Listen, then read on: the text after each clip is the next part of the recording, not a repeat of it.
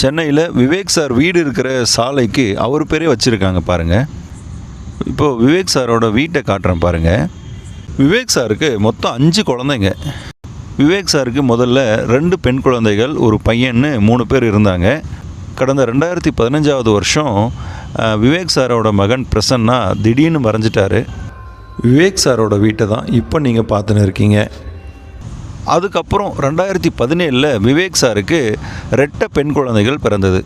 அந்த 2 பெண் குழந்தைகளுக்கு என்னென்ன பேர் வைக்கலாம் அப்படின்னு ஆளாளுக்கு ஒன்று சொன்னதால் ஃபேமிலியில் இவர் என்ன பண்ணாராம், நேராக காஞ்சி காமாட்சி அம்மா கோயிலுக்கு போய் இவருக்கு பிடிச்ச பேர், இவங்க குடும்பத்தார் சொன்ன பேரெல்லாம் பேப்பரில் எழுதி குருக்கள்கிட்ட கொடுத்து காமாட்சி அம்மனோட பாதத்தில் போட்டு ஏதாவது 2 சீட் எடுத்துகிட்டு வாங்க அப்படின்னு சொன்னாராம். அந்த 2 சீட்டில் இருந்த பெயர்களையே பிள்ளைகளுக்கு வச்சுட்டாராம். அப்படி அந்த 2 பெண் குழந்தைகளுக்கு வைக்கப்பட்ட பெயர் பிரசாந்தினி மற்றும் பிரார்த்தனா.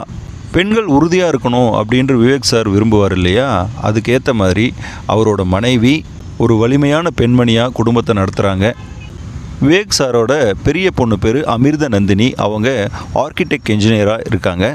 2வது பொண்ணு பேர் தேஜஸ்வினி. விவேக் சாரோட ஒய்ஃப் அருட்செல்வி மேடம் சமீபத்தில் தன்னோட 2வது பொண்ணுக்கு கல்யாணம் பண்ணி வச்சுருக்காங்க. தேஜஸ்வினியோட கல்யாண ஃபோட்டோஸ் தான் இப்போ நீங்கள் பார்த்துன்னு இருக்கீங்க. தேஜஸ்வினி வக்கீலாக இருக்காங்க. விவேக் சாரோட மகன் பிரசன்னாவுக்கு மியூசிக்கில் இன்ட்ரெஸ்ட்டு. பிரசன்னாவை எப்படியாவது இசைத்துறையில் பெரிய ஆளாக ஆகணும்னு விவேக் சார் ஆசைப்பட்டிருக்காரு. அதனால் பிரசன்னாவை ஏஆர் ரஹ்மானோட மியூசிக் காலேஜில் சேர்த்து படிக்க வச்சுன்னு இருந்தார். விவேக்கோட சொந்த ஊர் தென்காசி மாவட்டத்தில் இருக்கிற சங்கரன்கோயில் பகுதியாம்.